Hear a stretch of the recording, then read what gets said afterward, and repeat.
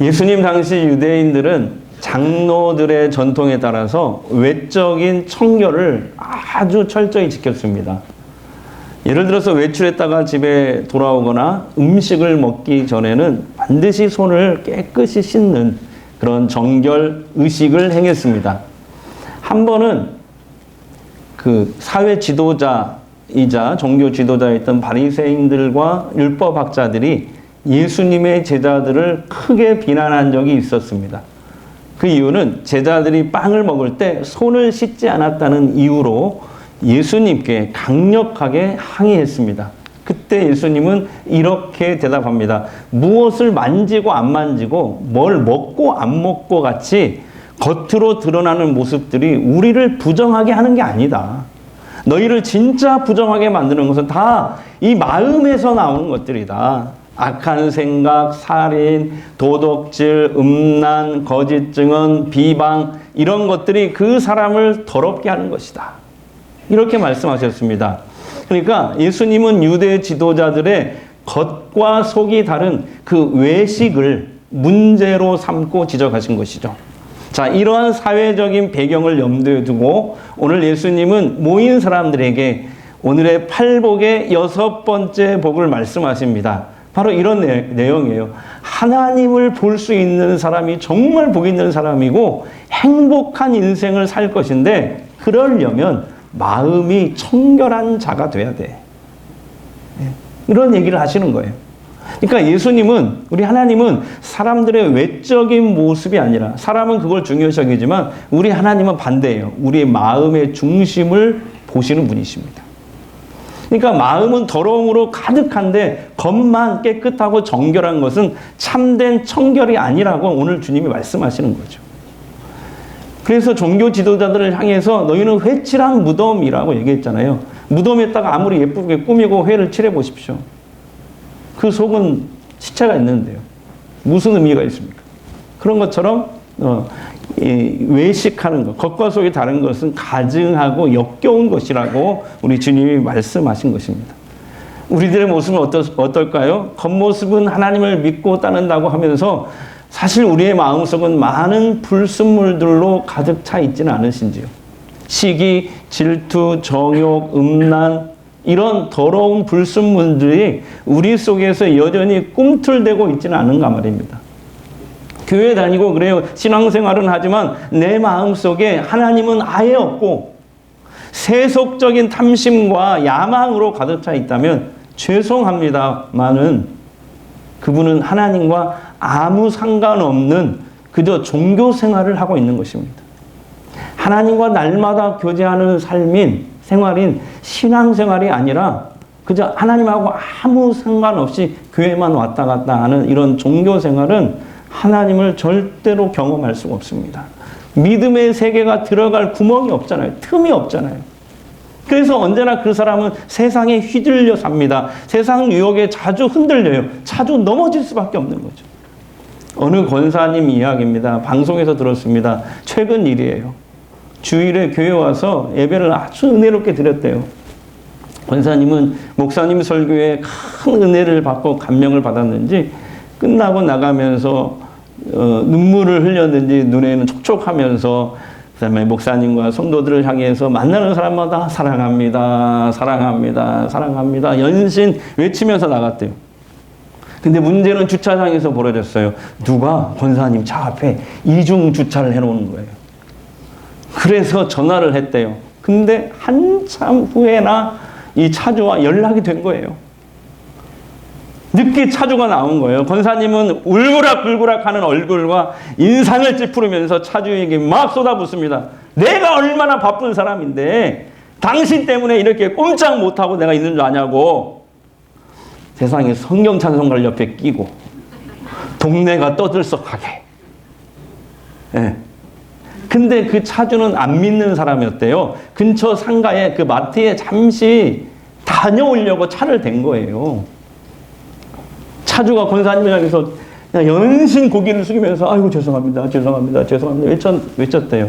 근데 누가 지나가다가 들으니까 뒤돌아서서 그 차주가 그러더래요. 교회 다니는 사람이 좀 기다려주면 안 되나? 아이고 무서워서 교회 못 다니겠네. 우리나라의 많은 크리스찬들이 이렇게 겉과 속이 다른 모순된 인격을 가지고 있습니다. 겉으로는 거룩한 하나님의 백성인 양 할렐루야와 아멘을 외치지만 마음속은 더럽고 추한 것들로 가득 차 있습니다. 이 때문에 교회는 지금 사회로부터 영향력을 상실하고 신뢰성을 하나하나 점점 잃어가고 있는 것입니다. 우리나라의 많은 크리스찬들이 이렇게 겉과 속이 다른 모순된 인격을 가지고 있어요. 겉으로는 이렇게 할렐루야 아멘을 외치지만 마음속으로는 이렇게 더러운 추악한 것들로 가득 차 있지는 않은지 나 자신을 한번 점검해 보셔야 됩니다. 자, 그렇다면 우리 주님은 왜 마음이 청결한 자가 복이 있고 행복한 인생을 살 수 있다고 하셨을까요? 과연 마음이 청결한 자란 어떤 사람을 말하는 걸까요? 여기서 청결이라는 단어를 우리가 조금 공부해야 되는데, 이 청결이라는 단어는 원어 성경 헬라어 원어로 카타로스라고 합니다. 다 같이요? 뭐라고 한다고요? 카타로스. 근데 한 마음이라는 의미가 담겨 있어요. 그러니까 나누어지지 않는 마음, 한 마음 이런 뜻이 있거든요. 그러니까 구약의 율법에 보면 혼합된 것은 다 부정한 것이라고 금했잖아요. 짐승을 다른 종류와 교배하지 말라, 밭에 두 종자를 섞어서 뿌리지 말라, 두 재료로 직조된 옷도 만들어 입지 말라, 이렇게 하나님 말씀하셨거든요. 자, 이런 것들을 배경으로 볼 때 예수님이 말씀하신 마음이 청결한 자란 하나님을 향해서 두 마음을 품지 않는 사람입니다. 오로지 하나님만 바라보고 하나님만 의지하고 사는 사람을 얘기하는 거예요. 세상과 동시에 하나님을 섬기지 않는 사람이에요. 하나님이 항상 우선인 사람, 바로 그 사람이 마음이 청결한 자라고 오늘 주님이 말씀하시는 거예요. 우리 그렇잖아요. 내 마음속에 어떤 한 사람으로 가득 차잖아요. 그러면은 지나가다가도 비슷한 사람만 봐도 그 사람 아닌가라고 착각할 때가 많습니다. 또 내 안에 돈으로 가득한 사람은 어디를 가나 돈만 보여요. 돈만. 예. 돈에만 모든 관심이 쏠려 있으니까요. 또 있잖아요. 게임에 중독된 사람은 세상이 온통 게임 화면으로 보인대요. 중독된 사람. 그 몇 년 전에 그 스마트폰 게임인데 애니팡 게임이라고 아십니까? 일명 뽀글뽀글 게임. 그거 중독성이 되게 강했습니다. 아시죠? 안 한 것처럼 그렇게 지금 가만히 계시면 안 됩니다. 예. 저도 그거 해보니까 한두 시간 그냥 지나가요. 그 뽀글뽀글한 걸 터트리는 재미가 상당합니다. 근데 문제는 누워서 잠잘 때 천장이 온통 뽀글뽀글해요. 그래서 나 혼자 터트리고 있어, 그걸. 이게 후유증이 너무 크더라고요. 그래서 그냥 던져버렸습니다.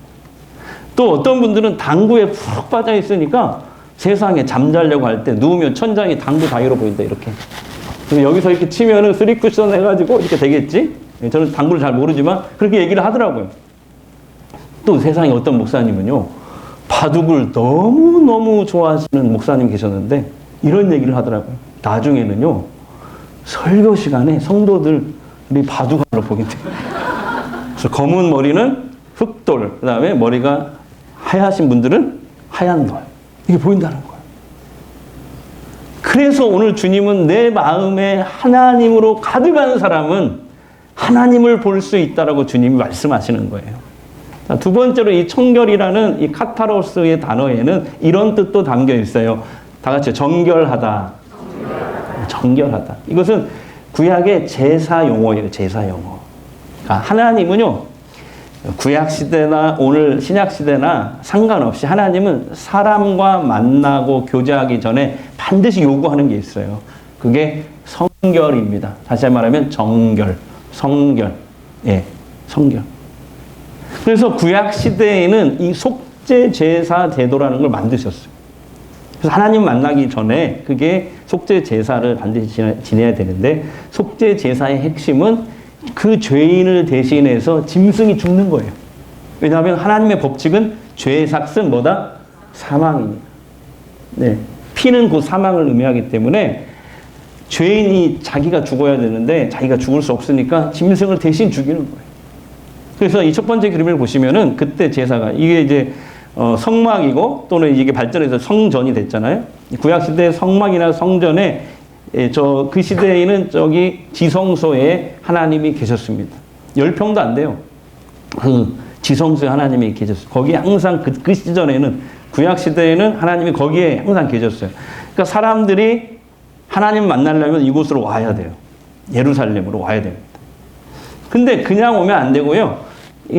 자기 죄를 대신해서 죽을 짐승을 가지고 이렇게 와야 됩니다. 저렇게 지금 죄인인 인간이 이렇게 소를 끌고 가잖아요. 그러니까 그때 소나 양이나 염소나 비둘기 이런 것들을 가지고 이렇게 성전이나 성막으로 옵니다. 그러면 두 번째 그림은 보세요. 그러면 이 죄인이 그 안에 들어가서 성전 안에 들어가서 죄인이 이렇게 직접 짐승의 머리에 손을 얹고 안수를 합니다. 하나님, 내가 이런 죄를 지었는데 이 짐승에게 나의 죄를 전가합니다. 라고 이제 기도를 해요. 죄인이 직접. 이렇게 안수 기도를 합니다. 그러면 이때부터 이 짐승은 짐승이 아니라 제물이 되는 것입니다. 자, 세 번째 그림을 보여주세요. 세 번째 그림은 그러면 이제 그 제물이 된 짐승을 그 죄인이, 제사장이 죽이지 않습니다. 죄인이 직접 팔을 들고 목을 찔러가지고 죽어야 돼요. 그런데 짐승은 안 죽으려고 막 몸부림 날뜁니다. 막 피가 사방으로 막 튀고 낭자하겠죠. 그것을 보면서 죄인은 눈물을 흘리면서 죽여야 돼. 그래도 내가 죽을 수는 없잖아. 나를 찔릴 수는 없잖아. 그러니까 내 죄를 대신해서 이 짐승이 이렇게 끔찍하게 죽는구나. 여러분, 우리는 죄를 그렇게 별로 중요하게 생각 안 하는데 하나님은 이 정도로 죄를 무겁게 생각하십니다. 무겁게 다루세요. 그래서 눈물을 막 흘리는 거죠. 그리고 그 다음 그림 보시면은 그리고 나서 그 짐승의 피를 전부 다 대접해 받습니다. 그러면 이제 제사장에게 주면 제사장이 그것을 번제단 위에 쏟는 거죠. 그러니까 그 성전과 성막 주변에는 기록에 보면요, 피비린내가 막 진동을 했다고 그래요. 그런데 핏물이 항상 흐르기 때문에 그 성전이나 성막 주변의 나무들은 아주 그냥 반짝반짝반짝했대요. 윤기가 자르르 흘렀다고 그래요. 기록에 보면 그렇습니다. 그 다음에 피는 버리고, 그 다음에 살은 모두 각을 뜨고, 똥은 다 버리고, 살만 이렇게 번제단 위에 불을 태워서 그 연기를 하나님께 올리는 것입니다. 이게 속죄 제사, 예수님이 오기 전까지의 예배 방식이었어요.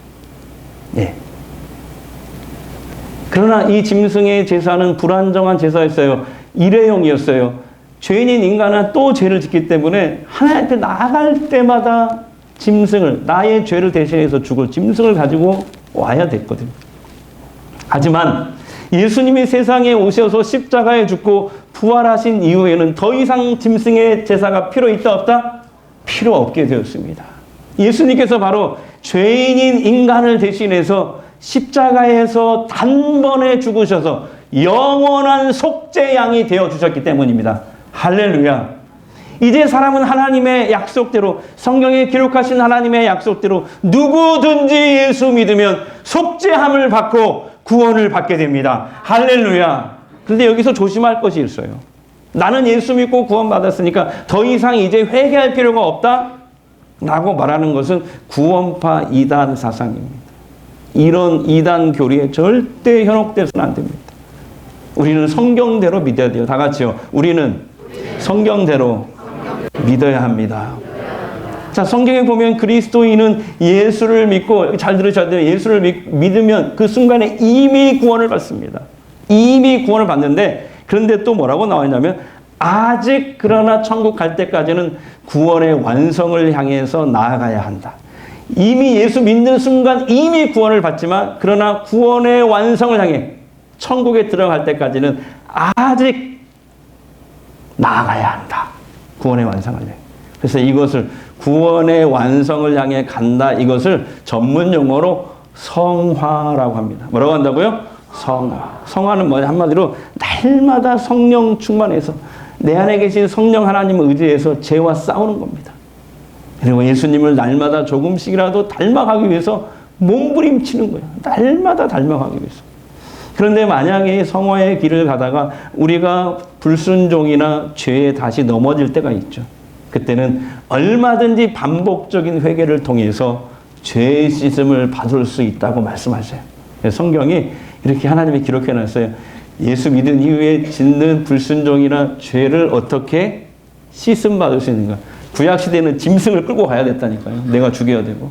근데 이제는 그럴 필요가 있어요. 이제 예수의 보혈 의지에서 자백하면, 회개하면 너의 모든 죄를 씻어 주시리라. 자, 요한일서 1장 9절 같이 읽겠습니다. 만일 우리가 우리 죄를 자백하면 그는 미쁘시고 의로우사 우리 죄를 사하시고 우리를 모든 불의에서 깨끗하게 하실 것이요. 아멘.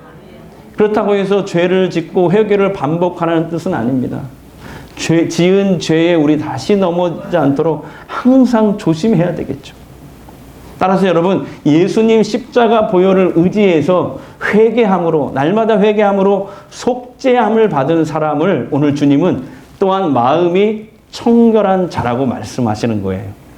자, 그러면 주님은 마음이 청결한 자가 왜 복이 있다라고 말씀하실까요? 그 사람들만 하나님을 볼 수 있기 때문에 그렇습니다. 그런 축복을 얻기 때문에 그래요. 자, 본문 8절 다시 한번 우리 읽겠습니다. 시작. 마음이 청결한 자는 복이 있나니 그들이 하나님을 볼 것이요. 한 번 더요. 마음이 청결한 자는 복이 있나니 그들이 하나님을 볼 것이며. 아멘. 여기서요, 하나님을 본다라는 말은 눈으로 이렇게 보듯이 직접 본다는 그런 뜻이 아닙니다. 하나님은 영적인 분이시고 초월적인 존재이기 때문에 우리가 아직은 육신의 몸을 입고 있는 동안에는 직접 우리의 눈으로 볼 수가 없습니다. 우리가 천국에 들어가는 그 날은 보게 됩니다. 네. 천사와 같아지니까 우리가. 그런데 지금은 육신에 갇혀 있는 이 육신을 갖고 있는 우리의 눈으로는 하나님 볼 수 없어요. 그래서 따라서 하나님을 본다라는 이 성경 말씀은 뭐냐면 하나님을 안다. 하나님을 체험한다. 실생활에서 하나님을 체험한다. 인격적으로 하나님을 만난다. 이런 뜻입니다. 바로 실생활의 체험을 통해서 하나님을 알게 되는 것을 오늘 성경은 하나님을 본다라고 말씀하시는 거예요. 여러분, 천지 만물을 창조하신 하나님, 인간의 생사화복을 주관하시는 하나님, 죽은 자도 살리시고 없는 것도 있게 하시는 전능하신 우리 하나님 믿으십니까? 우리의 한숨과 눈물을 얼마든지 기쁨으로 바꿔놓으시는 하나님, 그 하나님을 우리가 살면서 경험하고 체험할 수 있다면 무엇이 두렵겠습니까? 이거 정말 큰 축복 아닙니까? 정리하면 예수님께서 마음이 청결한 자가 복이 있다라고 말씀하신 이유는 그 마음에 하나님이 항상 우선인 사람, 그리고 예수님의 십자가 공로 의지하여 회개함으로 속죄함을 받은 사람이 바로 마음이 청결한 자인데 그들은 하나님을 경험할 수 있기 때문입니다. 자, 그렇다면 우리가 하나님을 보는 것, 즉 하나님을 경험하고 체험할 수 있는 축복을 누리기 위해서 어떻게 우리가 마음이 청결한 자가 될 수 있을까요? 첫 번째는 죄를 품지 말고 그때그때 회개로 털어내십시오. 예. 날아가는 새가 내 머리 위를 날아가다가 내 머리 위로 똥을 쌀 수는 있죠. 그래서 내가 똥을 맞을 수는 있어요. 그러나 그 새가 내 머리 위에 집 짓게 해서는 안 됩니다. 죄도 마찬가지예요. 우리가 여전히 예수 믿어도 연약한 그런 인간이잖아요. 죄성이 강한, 아직도. 그래서 언제든지 실수하고 죄 지을 수 있어요. 죄에 넘어질 수 있어요. 불순종할 수 있어요. 하지만 그 죄가 내 마음에 집을 짓도록 하면 안 됩니다. 그래서 그때그때마다 회개를 통해서 빨리빨리 죄를 털어내시기 바랍니다. 예를 들면 내가 누구를 미워해서 지금. 근데 내가 이러면 안 되지. 이러면 안 되지. 하나님 죄송합니다. 예수님의 보혈의 피로 제가 누구를 미워했던 이 죄를 씻어 주시옵소서. 언제든지 이렇게 하나님 앞에 회개를 통해서 속죄함, 죄 씻음의 은혜를 누리시길 바랍니다. 자, 두 번째는 뭐냐면 오직 하나님께만 우리 마음의 중심을 드리며 의지하며 살라. 다 같이 시작. 오직 하나님께만 우리의 마음의 중심을 드리며 의지하며 살라. 할렐루야 교회 그 김승욱 목사님께서 최근에 마음의 주인을 바꾸라라는 책을 내셨어요. 너무 좋은 책인데요. 그 내용 중에 아주 중요한 그 심플한 그림 3개가 나오더라고요. 그래서 예수 믿기 전과 예수 믿은 후의 모습을 그림으로 아주 심플하게 표현했거든요. 제가 보여드릴게요. 첫 번째 그림, 바로 예수님을 믿기 전에 내 마음의 중심에는 내가 떡하니 왕으로 앉아 있었습니다.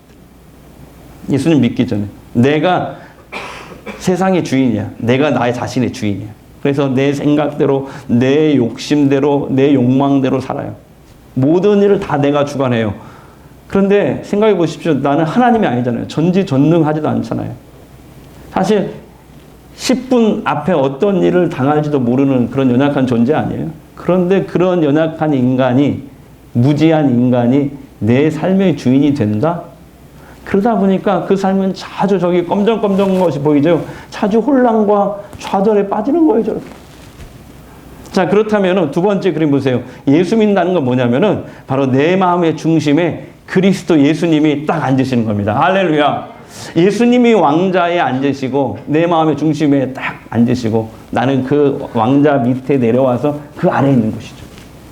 그래서 이제는 예수님이 내 삶을 주관하시니까 삶에 혼란이 없어요. 물론 성공과 실패, 기쁨과 슬픔이 있어요. 그렇지만은 내 삶을 이제는 주님이 주관하시기 때문에 우리 하나님은 모든 것을 나의 고난과 좌절, 실패까지도 다 합력하여 재료로 사용해서 선을 이루시는 하나님 믿으십니까?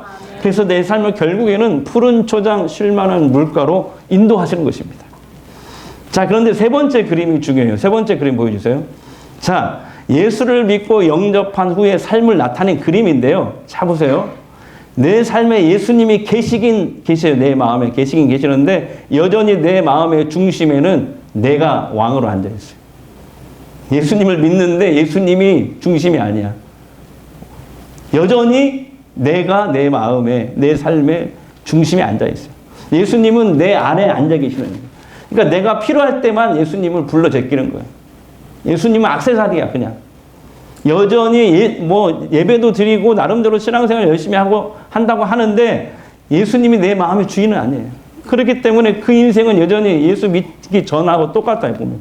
여전히 저 거뭇거뭇한 게 있잖아요. 좌절이 있고 혼란이 이렇게 있는 거예요. 그죠? 자, 이런 사람을 목사님은 세상적인 크리스찬, 다 같이요. 세상적인 크리스찬. 그 책에 이렇게 말을 했더라고요. 예수님이 지적하신 두 마음을 품은 사람이죠. 자, 묻겠습니다. 여러분은 이 세 그림 중에서 어디에 속하십니까? 여러분, 정말 여러분 마음의 주인은 정말 주님이십니까? 그렇지 않고 내가 여전히 세상적인 크리스찬이라면 오늘 이 말씀을 좀 기억했으면 좋겠어요. 다 같이 읽어볼게요. 시작. 육신의 생각은 하나님과 원수가 되나니 이는 하나님의 법에 굴복하지 아니할 뿐 아니라 할 수도 없음이라. 육신에 있는 자들은 하나님을 기쁘게 할 수 없느니라.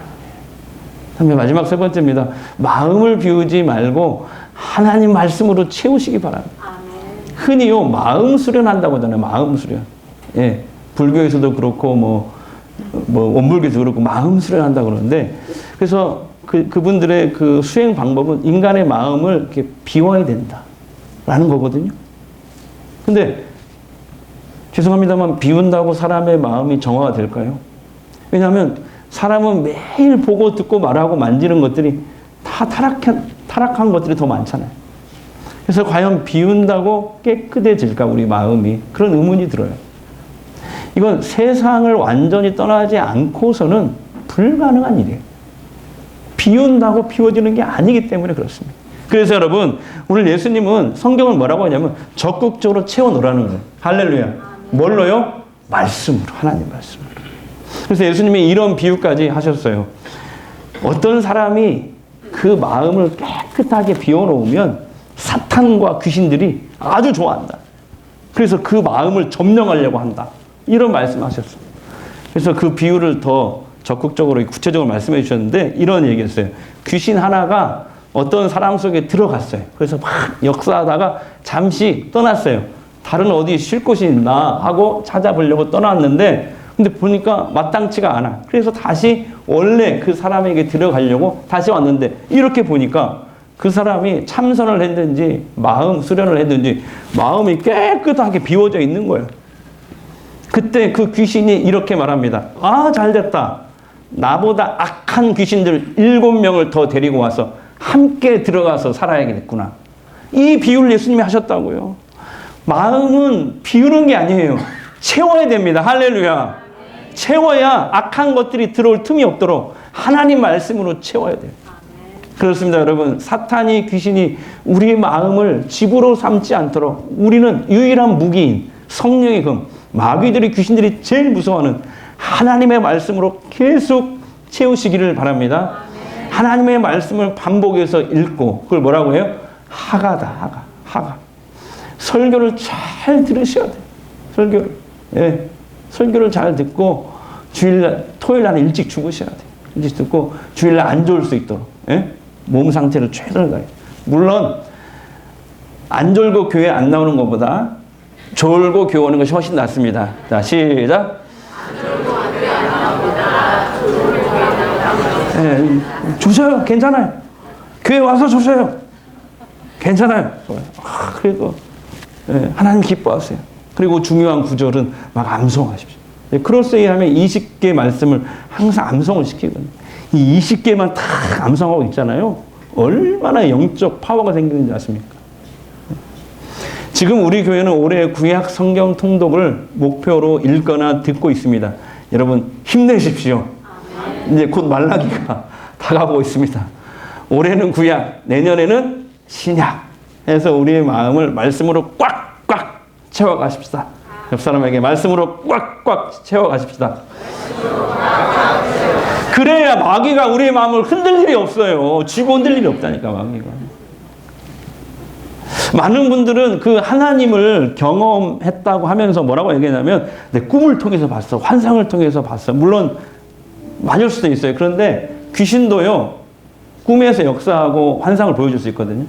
그렇기 때문에 잘 분별해야 돼요. 그래서 그건 좀 위험해요. 그래서 그런데 성경은 확실하게 하나님을 경험하고 볼 수 있는, 그러니까 체험할 수 있는 방법을 일러주셨는데 이렇게 얘기하셨어요. 성경 말씀이 곧 하나님이야. 말씀이 하나님의 생각이고 하나님의 인격이야. 따라서 하나님과 만나려면 말씀과 만나면 돼. 이렇게 말씀하시거든요. 요한복음에 그렇게 기록되어 있어요. 근데 쉽지 않아요. 성경 말씀 읽으려면 졸리기만 하고 잘 이해도 안 될 때도 있고 납득이 안 될 때도 있거든요. 그러나 이해가 안 되는 것은 일단 한번 읽고 그대로 해보자. 말씀 따라 한번 살아보자.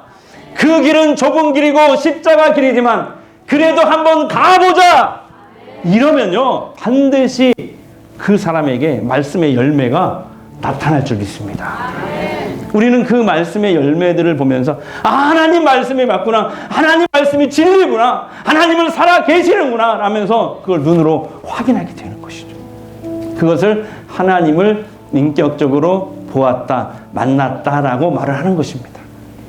사랑하는 성도 여러분, 예수님의 십자가 공로에 의지하여 날마다 회개함으로 속죄함을 받으시고 그리고 하나님께 대하여 두 마음을 품지 않는 이런 마음이 청결한 자 되시기를 바랍니다. 그래서 살아계신 하나님을 내 삶 가운데서도 만나고 경험하고 체험하는 그렇게 하나님을 인격적으로 만나는 성도들 되시기를 주의 이름으로 축복합니다. 우리 찬양 한번 해볼까요? 나의 영혼이 잠잠히 나의 영혼이 잠잠히 하나님만 말하며 나의 구원이 그에게서 나는 보다 나의 영혼아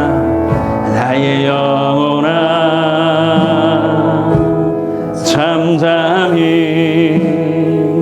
하나님만 바라라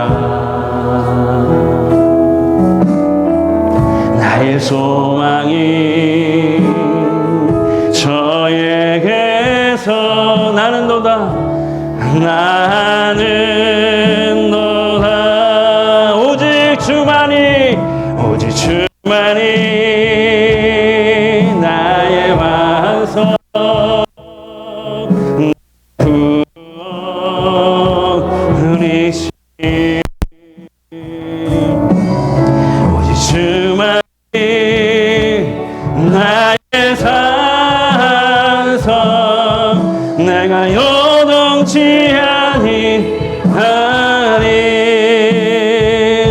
이 시간 우리 한번 통성으로 기도하는데요. 무엇을 하든지 우리 그리스도인들은 하나님의 마음을 품고 해야 됩니다. 근데 그게 쉽지 않죠. 하나님의 마음 대신에 온갖 더러운 것을 다 품고 있어요. 그리고 또 어떤 분은요, 오히려 깨끗한 마음 때문에 생존 경쟁에서 뒤처지고 손해보게 되지는 않을까 걱정을 하게 돼요. 여러분, 아니에요. 하나님, 우리가 오직 하나님만 의지하고 사랑하는 마음 갖게 하옵소서. 세상과 하나님을 동시에 섬기지 않게 하옵소서. 내 마음의 중심은 항상 하나님이 우선되어서 오늘 주님이 말씀하시는 복이 있는 자, 행복한 인생을 살아가는 그런 마음이 청결한 자 되게 하옵소서.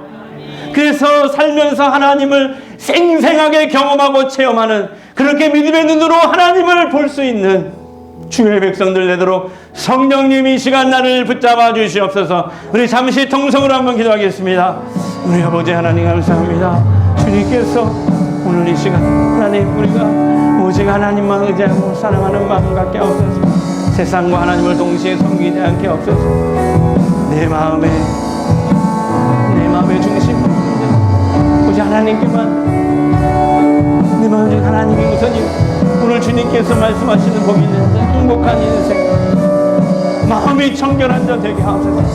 그래서 하나님 살면서 생생히 하나님을 경험하고 체험하는, 인격적으로 하나님을 만날 수 있는 그 믿음의 눈이, 영적인 눈이 열려질 수 있도록, 그래서 하나님을 바라볼 수 있도록, 그런 주의 백성 될 수 있도록 성령님 연약한 저희를 붙잡아 주시옵소서. 오늘 주님의 말씀은 내 마음에 하나님으로 가득한 사람, 하나님만 의지하고 사랑하는 사람, 항상 하나님이 최우선인 사람이, 그렇게 마음이 청결한 자가 하나님을 경험할 수 있는 축복을 누린다고 주님 말씀하십니다. 하나님, 우리가 마음이 청결한 자 되어 하나님을 볼 수 있도록 죄를 품지 말고 예수님의 보혈 공로 의지하여 회개하여 죄사함 받는 성도가 되게 하여 주시옵소서. 세상적인 크리스찬이 아니라 오직 하나님께만 우리 마음의 중심을 드리며 의지하며 살아가는 진정한 크리스찬 되게 하옵소서. 마음을 비우는 것이 아니라 하나님 말씀으로 꽉꽉 채우는 성도 될 수 있도록 나를 붙잡아 주시옵소서. 그래서 마귀가 그 사람에게 역사할 틈을 주지 않도록, 틈을 파고들지 않도록 그 마음에 하나님 말씀으로 충만하게 하여 주시옵소서. 이제 치유기도 하겠습니다. 아픈 곳에 손을 대십시오. 또는 두 손을 가슴에 대십시오. 주님이 이 시간 원하시면요, 어떤 질병이라도 치유됩니다. 이 시간 예수 그리스도의 이름으로 선포합니다. 예수의 이름으로 명하노니 우리를 묶고 있는 모든 두려움은 떠나갈지어다. 절망은 떠나갈지어다. 질병은 떠나갈지어다. 자꾸 우리를 우울하게 만들고 낙심하게 하는 모든 어둠의 영은 예수의 이름으로 저주받고 떠나갈지어다. 떠나갈지어다.